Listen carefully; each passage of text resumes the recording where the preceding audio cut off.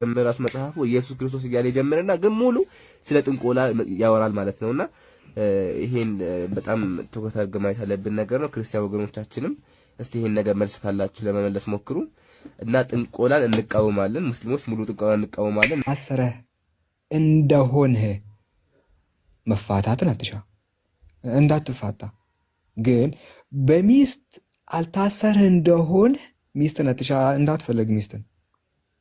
ይሄ ምን አይነት ትዕዛዝ ነው? ምን አይነት ትዕዛዝ ነው? ያ ካላገባችሁ እንዳታገቡ፣ አግብታችሁ ከሆነ ግን እንዳትፈቱ። ይሄን አንፈልግም። አምላክ እንደዚህ ብሎ አይናገርም። ሲጀመር መጽሐፍ ቅዱስ ነቢያት ንጹሃን ሰዎችን በመጋዝ እንደሚተረትሩ ያውቁ ኖሯል። የእግዚአብሔር ነብይና የመጽሐፍ ቅዱስ ጸሐፊ የሆነው ነብዩ ዳዊት ንጹሃን ህዝቦችን በአሰቃቂ ሁኔታ በመጋዝ ይተረትር ነበረ። ታሪኩን የምናገኘው መጽሐፈ ዜና ምዕራፍ 20 ላይ ነው። ላንብብላችሁ። በውስጧም የነበሩትን ህዝብ አውጥቶ በመጋዝ ተረተራቸው፣ በመጥረቢያ ቆራረጣቸው። ዳዊትም በአሞን ልጆች ከተማ ሁሉ እንደዚህ አደረገ። ምን ያደረገ? በመጋዝ ተረተረ። በመራስ መጽሐፉ ኢየሱስ ክርስቶስ እያለ ይጀምርና ግን ሙሉ ስለ ጥንቆላ ያወራል ማለት ነውና ይሄን በጣም ትኩረት አድርገን ማየት ያለብን ነገር ነው። ክርስቲያን ወገኖቻችንም እስቲ ይሄን ነገር መልስ ካላችሁ ለመመለስ ሞክሩ እና ጥንቆላን እንቃወማለን። ሙስሊሞች ሙሉ ጥንቆላን እንቃወማለን። እናንተም ተቃውሙ። መልካም ኡስታዝ የሙስሊሞች ወኪል ጥንቁልናን እንቃወም እያለን ነው። ነገር ግን ጥንቁልናን እንቃወም ብሎ መጽሐፍ ቅዱሳችሁን ጣሉ እያለን ነው። ጥንቁልናን ማን እንዳስተማረ ጥንቁልናን መጽሐፍ ቅዱስ እንዴት እንደሚያወግዝ ላሳየ። ዘዳግም ምዕራፍ 18 ቁጥር 10 እስከ 11 እንዲህ ይላል። ወንድ ልጁን ሴት ልጁን በእሳት የሚያሳልፍ ሟርተኛም፣ ሞራ ገላጭም፣ አስማተኛም፣ መተተኛም፣ በድግምት የሚጠነቁልም፣ መናፍስትን የሚጠራም፣ ጠንቋይም፣ ሙታን ሳቢም በአንተ ዘንድ አይገኝ ይላል መጽሐፍ ቅዱስ። ይህን የሚያደርጉ ከቁጥር 12 እስከ 13 በግልጽ ጥንቁልና መተት የሚጠሩ እንደዚህ የሚያደርጉትን መጽሐፍ ቅዱስ እንደሚቃወምና እንደሚያወግዝ ይናገራል ማለት ነው። ስለዚህ ድግምትና ሟርት መጥራት፣ ጥንቁልና በመጽሐፍ ቅዱስ የተወገዘ ነው። እንደዚህ አጋንንት መሳል በራሱ ኃጢአት ነው ማለት ነው። አጋንንትም እናርቅበት ስም ደግሞ ከስሞች ሁሉ በላይ የሆነው ኢየሱስ ክርስቶስ ይባላል ማለት ነው። በሉቃስ ወንጌል ምዕራፍ 10 ላይ ከቁጥር 1 ጀምራችሁ ስትመለከቱት ለሰባውም ስልጣን ይሰጣቸዋል በስሙ አጋንንትን እንዲያወጡ። እነሱም ቁጥር 17 ላይ ሉቃስ ወንጌል 10 ላይ እንደዚህ ይላል፣ ሰባውም በደስታ ተመለሱ፣ ጌታ ሆይ አጋንንትስ እንኳ በስምህ ተገዙልን አሉት ይላል። የክርስቶስ ስም አጋንንትን እንኳን መግዛት የሚችል ነው። ታላቁ ትእዛዝም የሰጣቸውን ብሎ ነው። መጨረሻ ላይ በማርቆስ ወንጌል ምዕራፍ 16 ቁጥር 17 ያመኑትን እነዚህ ምልክቶች ይከተሏቸዋል። ምን አይነት ምልክቶች?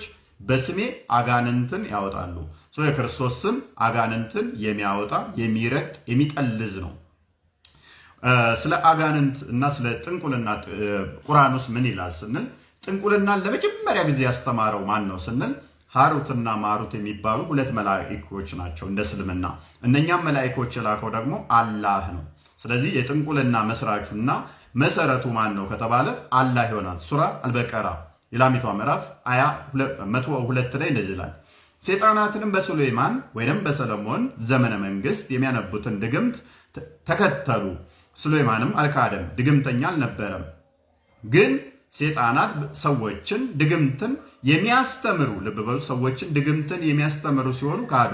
ያንንም በባቢሎን በሁለቱ መላእክት በሃሩትና ማሩት ላይ የተወረደውን ነገር ያስተምሯቸዋል። ሃሩትና ማሩት የሚባሉ ሁለት መላእክቶችን ልኮ አላህ ለሰዎች ምን ያስተምራሉ አለ? ድግምትን ያስተምራሉ። መላእክቶቹን የላካቸው ማን ነው? አላህ ነው። ምን እንዲያስተምሩ? ድግምት እንዲያስተምሩ። እነኚህ የተላኩት መላእክቶች ድግምት እንዲያስተምሩ ሄደው አስተምረው ነብያቸው ምንድን ያደረጉት? ድግምት እንዲሰራበት አደረጉት። ሳሂህ አልቡኻሪ 5765 ላይ ነብይት አይሻ እንደተረከችው magic was worked on Allah's messenger so that he used to think that he had sexual relation with his wives while he actually had not. ነብዩ ድግምት ተሰርቶበት ወይንም ማጂክ ተሰርቶበት ወሲብ ሳያደርግ ወሲብ ያደረገ ይመስለው ነበር ይላል። መላእክቶቹን የላከው ማን ነው? እሱ ሃሩትና ማሩት የሚባሉትን ድግምት እንዲሰሩባቸው ሰዎች ላይ አላህ ነው። እነኚህ ደግሞ ሙሐመድ ላይ ድግምት ተሰርቶበት ምን ይለናል? ከሚስቶቹ ሳይገናኝ ወሲብ ያደረገ ይመስለው ነበር ይለናል። እዚህ ጋር ሐዲሱን እንደምትመለከቱት ሱናን ኢብን መጃ 535 ላይ ነብዩ የወንድ ዘር ፍሬውን እንኳን እላው ላይ የሚረጭ ነበር። እዚህ ጋር ሱናን ናሳይ 296 ላይ እንደምትመለከቱት it was narrated that Aisha said አይሻ እንደተረከችው እንደዚህ ይላል I used to scrub the janaba on another occasion she said the semen from the garment of the messenger of Allah በሌላ ቀን ደግሞ ትላለች ሴመኑን ወይንም የወንድ ዘር ፍሬውን ከልብሱ ላይ በእጄ እፈቀፍቅለት ነበር ትላለች። ስለዚህ አላህ ማሩትና ሃሩት የሚባሉትን ሁለት መላእክቶችን ልኮ ሰዎች ላይ ድግምት እንዲሰሩ አድርጎ በዛ የተነሳ ነብያችሁ ደግሞ በድግምት ቁጥጥር ስር ሆኖ ተሚስቶቹ ሳይገናኝ የተገናኘ የመሰለው የወንድ ዘር ፍሬውን እላው ላይ የሚያዝረከርክ ነበር። በጣም ያሳዝናል። ማለት አላህ ሊያድነው ሲገባ ጭራሽ ቆሞ ይታዘበው ነበር ማለት ነው። በእስልምና አጋንንት በራሱ ወንድሞቻቸው ናቸው። አቡ ሃይደር ከዚህ በፊት ሲለው ሰምታችሁታል። ጂኒዎችና አጋንንቶች ወንድሞቻችን ናቸው፣ ሴቶቹ ደግሞ እህቶቻችን ናቸው ብሏል። 72ኛው ምዕራፍ የቁርአን የጂኒ ምዕራፍ ወይንም የአጋንንት ምዕራፍ ይባላል። ነብያቸው እዚህ ጋር እንደምትመለከቱት ጂኒዎች ይጋብዙታል። አይደለም ጠንቋይ ቤት መሄድ ቀርቶ አጋንንቶች ጋር ይሄዳል። ጂኒዎች ግብዣ አድርገውለት ከነሱ ጋር ግብዣን ይቀበላል። ምን ይሄ ብቻ ይገርማቸዋል። ሳይ ሙስሊም 2814 ኤሌ እንደዚህ ይላል there is none amongst you with whom is not unattached from amongst the jinn or devil ከናንተ ውስጥ ማናችሁም የላችሁም ጂኒ ወይንም አጋንንት ያልነካችሁ ያሌለባችሁ አለ። ማን ነው ያለው? ሙሐመድ they the companion said ከዛ ባልደረቦቹ እንደዚህ ያሉ Allah's messenger with you too አንተም ላይ ያለ መልእክተኛ ብለው ይጠይቁታል። thereupon he said እሱም እንደዚህ ይላል yes but Allah helps me against him and so I'm safe from his hand and he does not command me but for good ምን ይላል ከዛ እሱ አዎ እኔም አጋንንት አለብኝ ጂን አጋንንት ሰይጣን አለብኝ ነገር ግን እኔ መጥፎ እንዳያሰራኝ አላህ ጠብቆኛል ይላል። ነብዩ ላይ ያለው ወይንም ነብያችሁ ላይ ያለው አጋንንት ምንድነው? እሱ መጥፎ ያሰራኝም ይላል። ለምንድነው ሲባል አላህ ተሱ ከስራው ጠብቆኛል። እናንተ ላይ ያለው አላህ ያላሰለመው ጂኒ ነው ያለው ወይንም ሰይጣን ነው ያለው። ስለዚህ ነብያችሁ ሰይጣን አለበት ማለት ነው። ዮሐንስ ወንጌል ምዕራፍ 8 ቁጥር 44 ላይ እናንተ ከአባታችሁ ከዳቢሎስ ናችሁ የአባታችሁ ምኞት ልታደርጉ ትወዳላችሁ እርሱ ከመጀመሪያ ነፍሰ ገዳይ ነበረ እውነትም በእርሱ ስለሌለ በእውነት አልቆመም ሐሰትን ሲናገር ከራሱ ይናገራል ሐሰተኛ ሐሰትም አባት ይባላል ይላል። እኔ የሚያሰራኝ አጋንንት ለመልካም ነው አለ። ምንድነው ለመልካም የሚያሰራው አጋንንት ብለን ስንል መጽሐፍ ቅዱስ እንደሚናገረው አጋንንት ሐሰተኛና ነፍሰ ገዳይ ነው።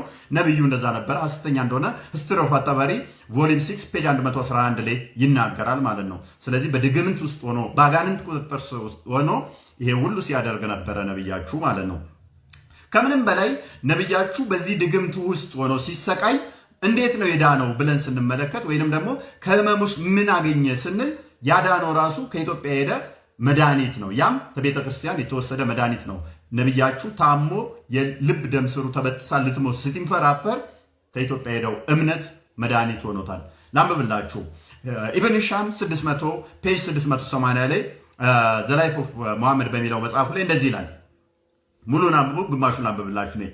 Then he came down and entered his house and his pain increased until he was exhausted.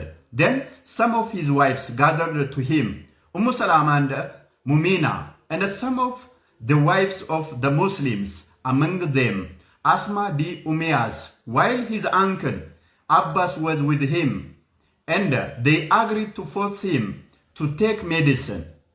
Abbas said, "Let me force him," but they did it. When he recovered, he asked who had treated him thus. When they told him it was his uncle, he said, This medicine which women have brought from that country, and he pointed in the direction of Abyssinia or Ethiopia. ምን ይላል? ነብዩ ታሞ ኤግዞስትድ ሆኖ በጣም ተዳክሞ በነበረበት ሰዓት ወደ ቤቱ ይገባል። ከዛ ፌንት ይላል። ከዛ በኋላ እነ ኡሙ ሙሚና ምን ያደርጋሉ? አባስ ምን ያደርጋሉ? መድኃኒት በግድ ያበሉታል ማለት ነው። ራሱን በሳተበት ሰዓት ከኢትዮጵያ ሄደ መድኃኒት ያበሉትና ተመልሶ ይድናል። ሲድን ማን ነው ያዳነኝ በዚህ መድኃኒት ይላቸዋል። ከዛ ይነግሩታል። ይሄ መድኃኒት ከኢትዮጵያ የመጣ ነው ይላል። ከኢትዮጵያ ሄደው መድኃኒት ቅዱሱ መድኃኒት እምነቱ ሙሐመድን ለጊዜውም ቢሆን ሪከቨሪ ሰጥቶታል ማለት ነው። ነቢያችሁ ራሱ አምላካችሁ አላዳነውም፣ ከኢትዮጵያ ሄደ እምነት ነው ያዳነው። ስለዚህ ወገኖቼ ሙስሊሞች በጸበል ቦታ ብትሄዱ ካለባችሁ አጋንንት መገላገል ትችላላችሁ። አይነው ብዙ ሙስሊሞች ከአጋንንታዊ ስራት በጸበል ቦታ ላይ ይድናሉ። አላህ ግን እንደዚህ አይነት አጋንንትን ማስተማርን ልኮ ነብያችሁን እንኳን እንደዚህ ያሰቃይቶታል ማለት ነው። ነብያችሁ ላይ ያለ አጋንንት እንደው ብንል እንኳን ለክፉ ያሰራኝም ያለው ምን እንደሚያሰራው አይተናል። እናንተ ላይ ያለው ደግሞ ለክፉ እንደሚያሰራችሁ ግልጽ ነው። ከእንደዚህ አይነት እስራት ነፃ እንድትወጡ የክርስቶስ ስም ኃይል አለውና አጋንንት የሚያርቅ ስለሆነ እሱን እንድትቀበሉት ኢንቫይት አደርጋችኋለሁ። ቴንኪው። አስረህ እንደሆንህ መፋታትን አትሻ፣ እንዳትፋታ ግን በሚስት አልታሰርህ እንደሆንህ ሚስትን አትሻ፣ እንዳትፈልግ ሚስትን። ይሄ ምን አይነት ትዕዛዝ ነው? ምን አይነት ትዕዛዝ ነው? ያ ካላገባችሁ እንዳታገቡ፣ አግብታችሁ ከሆነ ግን እንዳትፈቱ። ይህን አንፈልግም። አምላክ እንደዚህ ብሎ አይናገርም ሲጀመር። መልካም። ትናንትና ማታ ዞር ዞር ስል እነኚህ ኡስታዞች ሰብሰብ ብለው ጳውሎስን ቦጨቅ ቦጨቅ እያደረጉት ነው። እንደዚህ ጳውሎስን የሚጠሉ ከሆነማ ለምን ውይይት አናደርገውም ብዬ ሪኩዌስት ልኬላቸው ነበር ማለት ነው። እና ኢሚዲየትሊ ኮመንት ላይ ጥያቄ ገና ሳቀርብላቸው እንደምታዩት ሚዩት ነው ያደረጉኝ ማለት ነው። ይሄ ሁሉ ጀማ ተሰብስቦ ውይይት እናደርግ እንወያይ ሲባሉ ቤታችን ነው ሄደን ጀስት ሚዩት አደረጉን። ከዛ ሚታቸውን ቀጠሉ ማለት ነው። እና መጨረሻ መልእክት አለኝ ግን አሁን ያነሳውን እናፍርሰው። በአንደኛ ቆሮንቶስ ምዕራፍ 7 ቁጥር 27 ላይ ያለን ጠቀሰና ይሄ የፈጣሪ ቃል ሊሆን አይችልም አለ። ክፍሉ ምንድን ነው የሚለው? በሚስት ታስረህ እንደሆነ መፋታትን አትሻ ወይም አትፈልግ። ሚስት ካለች የማግባት ፍላጎት አይኑርህ፣ አትፍታት። በሚስት አልታሰረህ እንደሆነ ሚስትን አትሻ። ይሄ ምንድነው? ስለ ፍላጎት እየተናገረ ነው። በቆሮንቶስ የነበሩ ሰዎች ያገባሉ፣ ይፈታሉ፣ ያገባሉ፣ ይፈታሉ። እንደዛ አይነት ነገር አታድርግ። ነገር ደግሞ አለማግባት ከፈለክ መፍትህ ነው የሚል ጳውሎስ ምክር እየሰጠ ነው። ቁጥር 28 ላይ ይመጣና ብታገባ ግን ኃጢአት አትሰራም ማለት። አለማግባት መፍትህ ነው፣ ብታገባ ግን ኃጢአት አትሰራም። ድንግሊቱም ብታገባ ኃጢአት አትሰራም። እሷም ማግባት ከፈለገች ኃጢአት የለባትም። ይሄ የተፈቀደ ነው፣ ምክንያቱም ጋብቻ ቅዱስ ስለሆነ ማለት ነው። ነገር ግን እኔ ሳላገባ እሱም እሷም ሳላገባ እንዲሁ መኖር እፈልጋለሁ፣ ፈጣሪን እንዲሁ እያገለገልኩ መኖር እፈልጋለሁ ካላችሁ መፍታችሁ ነው። ይሄንን የፈጣሪ ቃል አይደለም ማለት እና የፈጣሪ ቃል የሚሆነው እንደዚህ እንደምታየው ሥራ 4:23 ላይ 2:2 3:3 4:4 አግቡ፣ ባሪያዎችን ደግሞ እንደፈለጋችሁ ተገናኙ የሚለው ነው የፈጣሪ ቃል የሚሆነው። ከዛ ደግሞ 4 ካገባ በኋላ አንደኛዋን ከደበረች በገንዘብ እንደ ቁራሌ ዕቃ ለውጣት የሚለው ነው። ይኸው ሱራ 4:20 ላይ እንደዚህ ይላል። በሚስትም ስፍራ ሚስትን ለመለወጥ ብትፈልጉ ለአንደኛይቱ ለምትፈታው ብዙ ገንዘብ የሰጣችኋት ስትሆን ከእርሷ ምንንም አትውሰዱ ይላል። ምን ብትሉ? በሚስት ስፍራ ሚስትን ለመለወጥ ብትፈልጉ፣ ብትሹ ማለት ነው። ገንዘብ ስጧትና ለውጧት።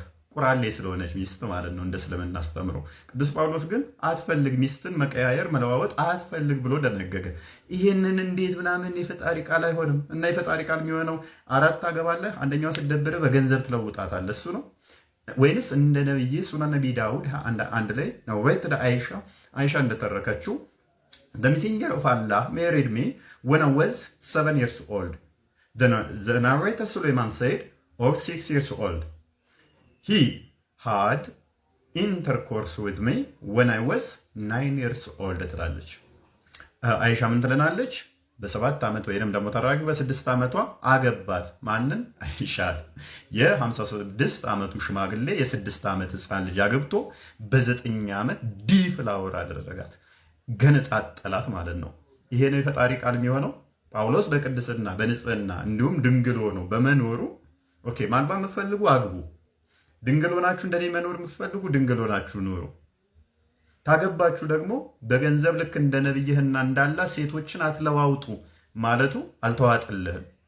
ኤኒዌይስ እናንተ እዚህ ጋር ያላችሁ ሁላችሁም ሚዩት አድርጋችሁኝ ሐሚድ ስታሙ የነበራችሁ በሞላ ቅዱስ ጳውሎስ ወይንስ ሙሐመድ ለሰዎች አርያ ምሳሌ የሚሆን ዲቤት ማድረግ እንችላለን። አውቃለሁ እንደማትመጡ በስልክ ደውለህ ሴቶች የምትጀናጀነው ኡስታዝም መምጣት ከቻልክ እንደማመጣ እናውቃለን። ብዙ መረጃዎችህም ስላለን በውስጥ ስታወራ ምንም ማያውቁ ሴቶችን እና ኢንዌስ ብዙ ኢንዲቴል አልሄድበትም እዚህ ላይ ግን ሁላችሁም ተሰብሰቡና ሁላችሁንም በኮስት ማውራት እንችላለን። ሙሐመድ ወይንስ ጳውሎስ? ብቻችሁን ስለማደፍሩ ሰብሰብ ብላችሁ ሁላችሁንም በዚህ ጉዳይ ላይ ማውራት ወኔው ካላችሁ እውነት በነቢያችሁ የምትተማመኑ ከሆነ ጳውሎስ ደግሞ ይሄ ሮል ሞዴል ለሰዎች አይሆንም የፈጣሪ መልእክተኛም ሊሆን አይችልም የምትሉ ከሆነ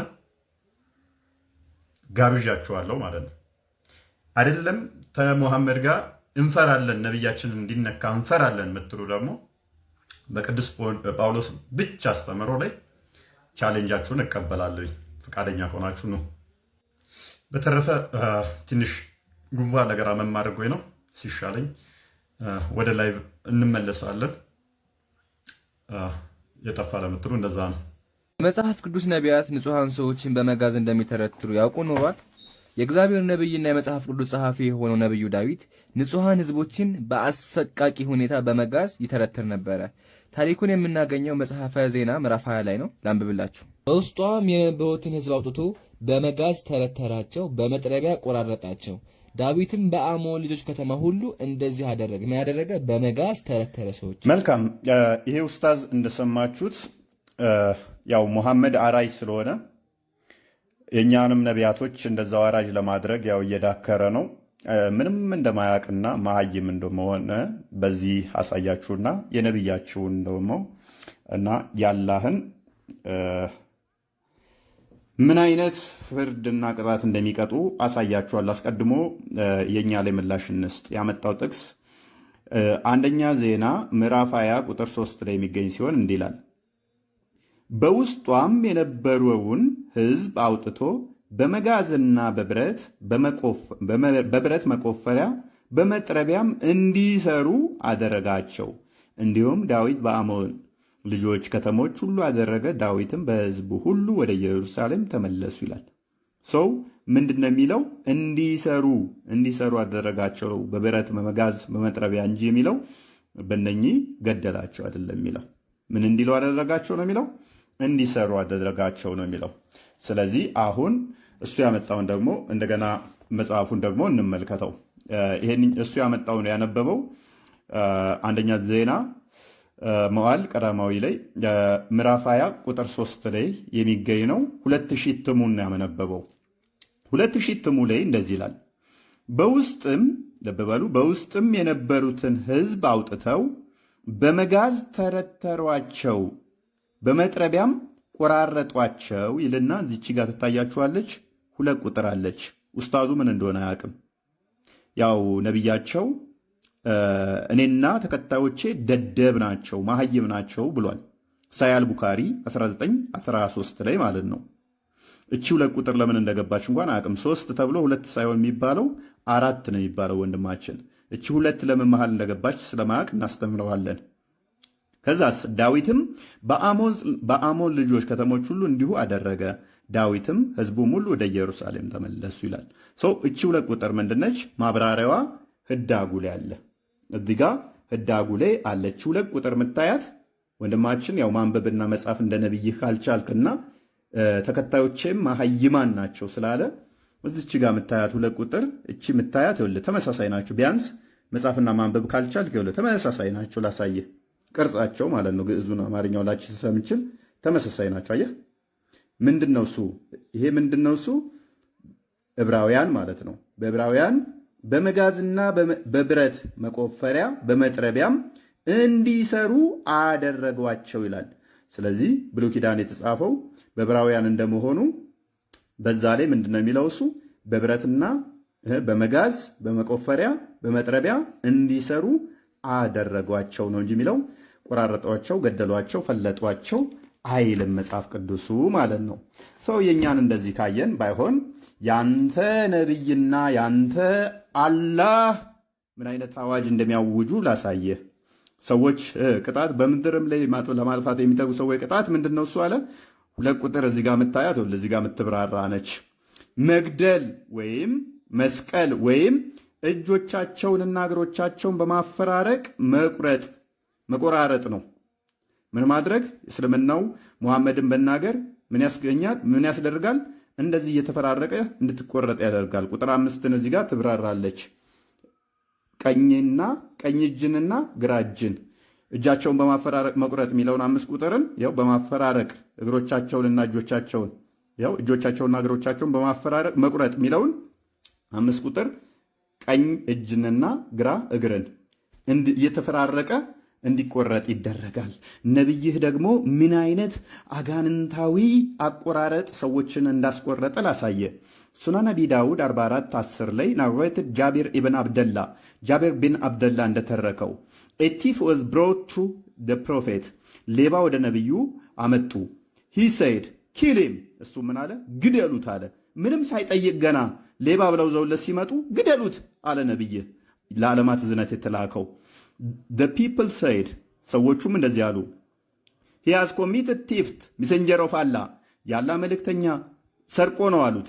then he said cut off his hand እጁን ቁረጡ አለ። so his right hand was cut off ቀኝ እጁ ተቆረጠ። he was brought second time and said kill him ለሁለተኛ ጊዜ ዘውለት መጡ። ከዛ ነብይህ ምን አለ? ግደሉት፣ ያው ግደሉት፣ kill him. the people said he has committed theft messenger of Allah ሰርቆ ነው ይሉታል ሰዎቹ። then he said cut off his foot እግሩን ቁረጡት አለ። so his left foot was cut off ከዛ ግራ እግሩ ተቆረጠ ይላል። he was brought third time he said kill him ለሶስተኛ ጊዜ እዘውለት መጡ። ምን አለ ነብይ?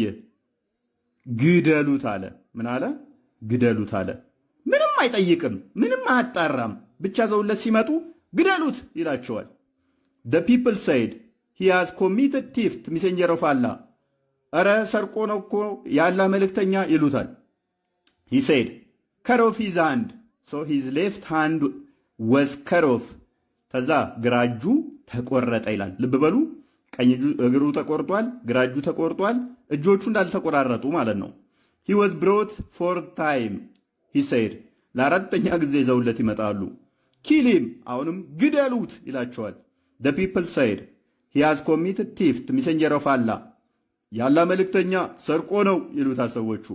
so he said cut off his foot እግሩን ቁረጡት ይላቸዋል። so his right foot was cut off ለአራተኛ ጊዜ ግራ እግሩ ተቆረጠ። ልብ በሉ፣ ቀኝ እጁና ግራ እጁ ተቆርጠዋል። ሁለት እጆቹ የሉም፣ ሁለት እግሮቹ ተቆርጠዋል። 4 ጊዜ ተቆራረጠ ማለት ነው። he was brought fifth time ለአምስተኛ ጊዜ ዘውት መጡ። he said kill him ግደሉት አላቸው። ልብ በሉ፣ ሁለቱም እጆቹ ተቆርጠዋል፣ ሁለቱም እግሮቹ ተቆርጠዋል። ለአምስተኛ ጊዜ ደግሞ ሆዱን ነው እንግዲህ ሆዱንና ጭንቅላቱን ዘውለት ሄዱ። እሱ ተዛምኖ ይላቸዋል ግደሉት አላቸው። so we took him away and killed him we then dragged him and cast him into a well and threw stones over him ከዛ ወዲያ ወሰድነውና ገደልነው። ከዛ አስጎትተን ወደ ጎሬ ውስጥ ጨምረን ድንጋይ ወረወርንበት ይላል። ያንተ አዛኝ ሩሩ የምትለው ነብይ ምንም ሳያጣራ ሰዎችን እንዲያስቆራርጦ የሚያስገድል ነብይ ነው። ወዳጆቼ፣ ሁለት እጆቻችሁ ከተቆረጡ፣ ሁለት እግሮቻችሁ ከተቆረጡ እንዴት ብላችሁ ልሰርቁ ትችላላችሁ? መልሳችሁን በኮመንት ላይ መልሱልኝ። አመሰግናለሁ። ነብዩ መሐመድ ወደ ሰማይ ካረጉ በኋላ ከሰማይ ላይ ሆኖ ወደ ምድር ሲመለከቱ አዲስ ላይ ይላል እና ገብርኤልን ጅብሪል ይጠይቁታል። ሁለት ወንዞችን ተመለከትኩኝ፣ እነዚህ ወንዞች ምንድናቸው ብለው ሲጠይቁት አንደኛው ኢራን ውስጥ ያለ ቁራና የሚባል ወንዝ ነው፣ ሁለተኛው አባይ ነው ወይም ናይል ነው፣ እሱም ኢትዮጵያ ውስጥ ያለ ወንዝ ነው። ስለዚህ ምን ያለው መሰለ፣ እነዚህ ሁለት ወንዞች ለሰው ልጆች ሁሉ ምንድናቸው? ጠቃሚ ወንዞች ናቸው ይላል። ሁለቱን ህዝብ ስንደምረው ከ5.8 ቢሊዮን ህዝብ በላይ እስልምናም ክርስትና ውስጥም ያለ ህዝብ ብሎ በዓለም ላይ በቀዳሚነት ኢትዮጵያ ምን ሊያገኛታል? ውሃ ሊያገኛታል ማለት ነው። መልካም አባቶቻችን ከመጠምጠም መማር ይቅደም ይላሉ። ወዳጃችን እድል ስላገኘ ብቻ ሚዲያ ላይ የሰማው ሁሉ አታወራ። እውነት ሊመስልህ ስለሚችለው የሰማው ሁሉ አይወራም። ጀስ እንደ መረጃ ልሰማው ትችላለህ። ቼክ ማድረግን ልመድ። ጋዜጠኛው በጣም ያሳዝናል። ምንም እንዳላነበበ ጋዜጠኛውም ይታወቃል። ምክንያቱም ሀሳቡን ገዝቶ ተመስጦ እያዳመጠው ነበረ። ሙሐመድ አድርጎ እንደዚህ ብሎ ስለ ኢትዮጵያ እንዲተናግሮ እንደዚህ በሁለት ባህሮች ምናምን ባረገበት ሰዓት ላይ ተረት የለም። ውሸት ነው ወዳጃችን። አዲስ ላይ ምናምን ያልከው ውሸት ነው። ሜቢ አንተ ያንን ከኢትዮጵያ ጋር ማገናኘት የፈለግከው ምንድነው? ነቢዩ ኢትዮጵያን ይወዳታል ወደ ኢትዮጵያ ስለላኩ ምናምን። አዎ በችግራቸው ጊዜ ኢትዮጵያ ደርሳላቸዋለች። ኢትዮጵያ እንግዶቿን ተቀብላ አስተናግዳለች። ሙሐመድ ግን ኢትዮጵያን ይወዳልን? ኢትዮጵያኖችን ይወዳልን? እኔ በትንሹ 1፣ 4፣ 5 መረጃዎች ሰጣለሁኝ ለጊዜው በትንሹ። አንተ ግን ንስሐ ግባ። ክርስቲያን ከሆንክ ሙሐመድ ኢትዮጵያን ከሰይጣን በላይ ነው የሚጠላት፣ ህዝቦቿን ከሰይጣን በላይ ነው የሚጠላው። ንስሐ እንድገባ። ተረት የነገሩህን በኪሳችሁ ያዙ በላቸው። አንድ መረጃ ልስጥህ። ሳያል ቡካሪ 1341 ላይ ናሬተር አይሻ ነች የተረከችው። when the prophet became ill, some of his wives talked about a church which they had seen in Ethiopia and it was called Maria. ነቢዩ ታሞ በነበረበት ሰዓት ላይ የተወሰኑ ሚስቶቹ ስለ ማርያም ቤተክርስቲያን በኢትዮጵያ ያዩትን መወያየት መነጋገር ይጀመሩ ትላለች። Umm Salama and Umm Habiba had been to Ethiopia, and both of them narrated it is the church's beauty and the picture it contained. ኡሙ ሰላማ እና ኡሙ ሀቢባ የሚባሉት ወደ ኢትዮጵያ ሄደው ነበረ። ስለ ኢትዮጵያ ባለው ቤተክርስቲያን በውስጡ ስላለው ቅዱስ ስዕል አድኖ መነጋገር መወያየት ይጀምራሉ ማለት ነው። ነቢዩ ታሞ በነበረበት ሰዓት the prophet raised his head, ነቢዩ ጭንቅላቱን ቀና አደረገና እንደዚህ አለ ይላል። and said, those are the people who, whenever a pious man dies amongst them, make a place of worship at his grave, and then they make those pictures in it. እነኛ ሰዎች አለ ከመካከላቸው ቅዱስ የሆነ ሰው ሲሞት ይቀብሩና መቃብሩ ላይ ደግሞ ምን ይሰራሉ አለ? ፒክቸር አድርገው ከዛ ወደ እንትን ማምለኪያ ቦታ ይሰራሉ። ምኑ ላይ? መቃብሩ ላይ። those are አለ ሰዎቹን ኢትዮጵያኖችን those are the worst creature in the sight of Allah. እነሱ ባላህ ፊት አለ እጅግ ወረስት የሆኑ ናቸው። ባላህ እይታ ውስጥ እነሱ እጅግ መጥፎቹ እጅግ የከፉ ናቸው። ከማን? ከፍጥረት ሁሉ የከፋ ስትሆን ከሰይጣንም በላይ የከፋ ነው። እነማ? እነ ኢትዮጵያኖች። ሳያል ቡካሪ 1341 ላይ ተመልከተው ማለት ነው። ሌላ ኢትዮጵያን ከሳውዲዎች ጋር እንዴት እንዳያያዘን ላሳየ፣ ጦርነት እንዲከፈትብን እንዴት እንዳለ ሳያል ቡካሪ 1596 ላይ ናሬትድ አቡ ሁሬራ ነው የተረከው። አላህስ አፖስቶል ሰይድ the tiny legged man from Ethiopia will demolish the Kaaba. እግረ ቀጭኑ ከኢትዮጵያ የሚመጣው ካባን ያፈርሳል ብሎ ተናግሯል። ካባውን ይፈርሳል ብሎ ያምናሉ። ይሄ ሐጅ የሚያደርጉት ካየው ቤቱን እሱን የሚያፈርሰው ከኢትዮጵያ የሚመጣ እግረ ቀጭን ነው ብሎ ነው የተናገራቸው። ስለዚህ ኢትዮጵያን በአይነ ቁራኛ እንዲመለከቱ፣ ኢትዮጵያን እንዲጠሉ፣ ኢትዮጵያኖች ናቸው መጥተው ካባን የሚያፈርሱ ብለው እንዲያስቡ ከኢትዮጵያ የሚመጣ ሰው ነው ካባን የሚያፈርሰው ብሎ ተናግሯል ማለት ነው።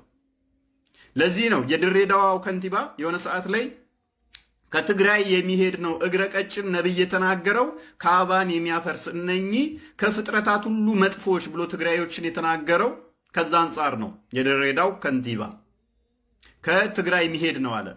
አክቹአሊ እንትኑ የሚለው አዲሱ የሚለው ከኢትዮጵያ ነው የሚለው። ከትግራይ ቢል ግን the worst creature ብሎ የሚላቸው ከኢትዮጵያ ሄዶ ካባን ያፈርሳል። ስለዚህ ለኢትዮጵያ ምን አይነት አመለካከት ነው የሚኖራቸው ወዳጃችን? ከዛ በኋላ ሱናን ናሳይ 2904ንም መመልከት ትችላለህ ማለት ነው።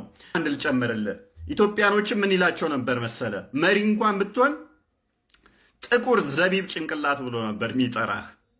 ሳያል ቡካሪ 7142 ላይ ናሬትድ አነስ ቢን ማሊክ እንደተረከው አላህስ ሜሴንጀር ሰይድ ያላ መልእክተኛ እንደዚህ አለ you should listen to and obey your ruler even if he was an Ethiopian black slave whose head looks like raisin.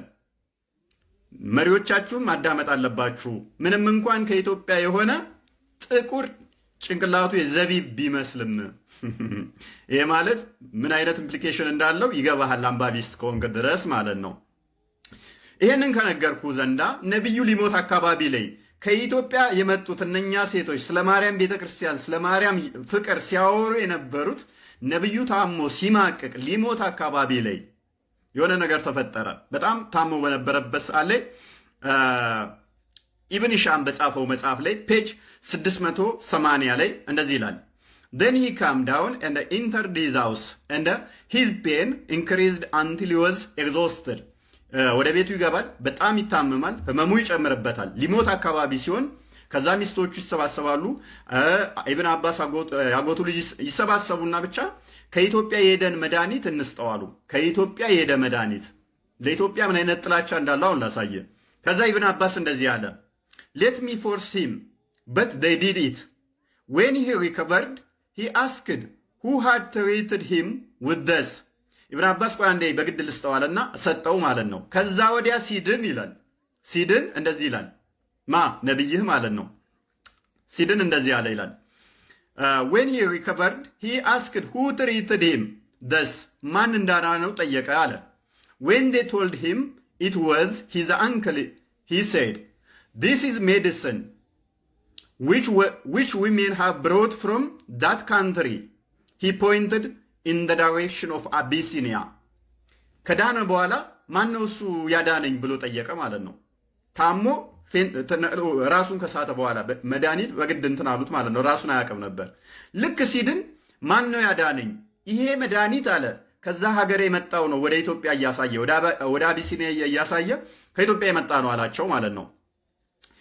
ኦኬ እንደዛ ብሎ ጠይቃቸዋል። when he asked why they had done that this uncle said ለምን እንደዛ እንዳደረገ ሲጠይቃቸው ልትሞት ስለሆነ የእንትን ስለተጎዳ ነው ብለው ይነግሩታል።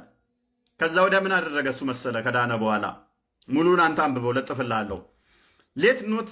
let no one stop in this house until they have been forced to take this medicine except my uncle ምን አለ? እያንዳንዳችሁ እዚህ ቤት ውስጥ ያላችሁ ሰዎች ይሄንን መድኃኒት ግዴታ እንድትወስዱት አለ። ስላዳኑት ብቻ ተናዶ ማለት ነው። ሙሚና was forced to take it although she was fasting because of the apostle oath ሙሚና የምትባለው ጾም ላይ እንኳን ነበረች። ጾሟን እንኳን አስቋርጧት ማለት ነው። ከኢትዮጵያ የሄደን መድኃኒት አብልተው ስላዳኑት ብቻ ከኢትዮጵያ መሆኑ ብቻ እናዶት ጾሟን አስቋርጦት መድኃኒቱን እሷ እንድትወስድ አደረጋት ማለት ነው። መድኃኒቱን እንበላው አደረጋት። ለኢትዮጵያ እንደዚህ አይነት ንቀት ነው ያለው። በእንደዚህ አይነት ንቀት ውስጥ ነው ያለው። ሊሞት እንግዲህ ያስበው ታሞ እየማቀቀ ስላዳኑት ብቻ ከኢትዮጵያ የመጣ መድኃኒት መሆኑን ሲያቅ ያልታመሙ ሰዎችን በግዴታ መድኃኒቱን አበላቸው። እሱም ብቻ አይደለም ጾመኛ የሆነችውን እንኳን አበላት። ከዚህም በላይ መጨመር እንችላለን። ንስሐ ግባ ክርስቲያን ከሆንክ፣ በውሸት አታውራ።